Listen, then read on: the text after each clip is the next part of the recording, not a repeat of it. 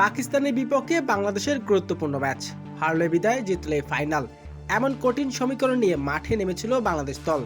শুরুতে পাকিস্তানকে ব্যাটিংয়ে পাঠায় বাংলাদেশ দল। শুরু থেকে পাকিস্তানি ব্যাটারদের চাপে ধরে রাখে বাংলাদেশের বলাররা। একে একে তুলে নেন পাকিস্তানের উইকেট। পাকিস্তানের দলীয় 50 রানের মাথায় 5 উইকেট তুলে নেন বাংলাদেশ। তবে আশ্চর্যের বিষয়, হারিস রূপের দুর্দান্ত ব্যাটিংয়ে নির্ধারিত 20 ওভারে 8 উইকেট হারিয়ে 135 রান সংগ্রহ করেন পাকিস্তান। বাংলাদেশকে জিততে হলে করতে হবে 136 রান।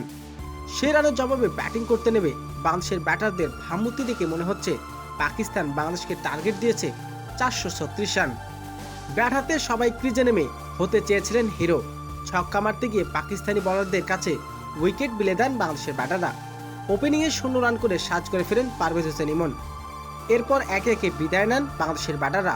দলের হয়ে কেবল রান করতে পেরেছেন সাইফ হাসান এবং শামীম পাটোয়ারি, যাকে একসময় বলা হতো বাংলাদেশের সেরা ফিনিশার জাকির আলী অনিক। তিনি ব্যাট হাতে করেছেন হতাশ। গুরুত্বপূর্ণ ম্যাচে মাত্র 9 বল খেলে 5 রান করে সাজ করে ফিরেন এই ব্যাটার। তবে শেষমেশ বাংলাদেশ নির্ধারিত 20 ওভার শেষে 9 উইকেট হারিয়ে 124 রান করতে পেরেছে। আর শেষমেশ 11 রানের বড় জয় পায় পাকিস্তান। বাংলাদেশের এমন হার মেনে নিতে পারেনি ক্রিকেট ভক্তরা, তাই তো উত্তেজিত হয়ে পড়েছে ক্রিকেট মহল। ম্যাচ শেষে সংবাদ সম্মেলনে বাংলাদেশের নতুন কাপ্তান জাকির আলী অনিক বলেন, আমরা চ্যাম্পিয়ন হতে এসেছিলাম, তবে ব্যাটারদের ব্যর্থতার কারণে আমরা ম্যাচ হেরেছি।